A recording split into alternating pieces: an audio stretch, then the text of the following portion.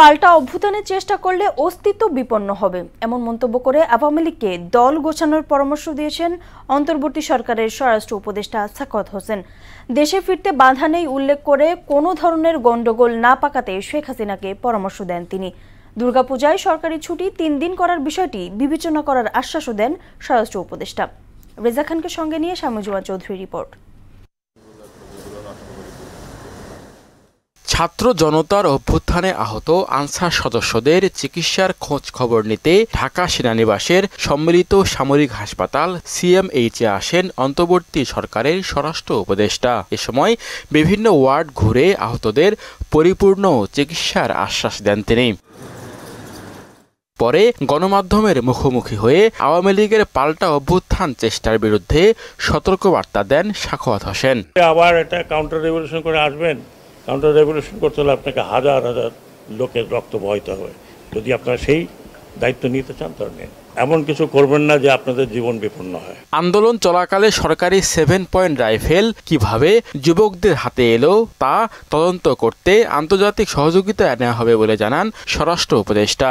আপনারা ওই আর্মির লোকজন আসছে তাদেরকে সরাতে বলেন, তারা তো রাইফেল তো কোনো সিভিলিয়ানের হাতে তুলে দেয়নি। ম্যাসিভ ইনভেস্টিগেশন দরকার যে এরা কারা, কাদের হাতে এই রাইফেল, যেটা প্রহিবিটেড রাইফেল। রাজনৈতিক দল নিষিদ্ধ করা ভালো কাজ নয় বলে মন্তব্য করেন তিনি। বঙ্গবন্ধুর 1972 কনস্টিটিউশনে কোনো পার্টির নাম তো ছিল না, এই পার্টি ম্যান করতে হবে, ওই পার্টি থাকবে না, ওটা থাকবে না। তো মুসলিম লীগও তো ছিল। পলিটিক্যাল পার্টিকে ব্যান করা, এটা পলিটিক্যাল ফায়দা হাসিল করার জন্য। আজকে মনে করেন আমি যেটা বলতে চাই না, আরেক পার্টিকে যদি বলে তুমি এই করছো, তুমি এই করছো, তুমি এই করছো, তোমাকে ব্যান করবো, চিন্তা করেন। So political party will function like political party. Sheikh হাসিনাকে দল গোছানোর পরামর্শ দিয়ে গন্ডগোল না পাকানোর আহ্বান জানান স্বরাষ্ট্র উপদেষ্টা। 21 বছর প্রধানমন্ত্রী তো করেছেন, আপনি স্বেচ্ছায় চলে গেছেন, কেউ যেতে বলেন নাই। আপনি ভালো থাকেন, আবার আসেন।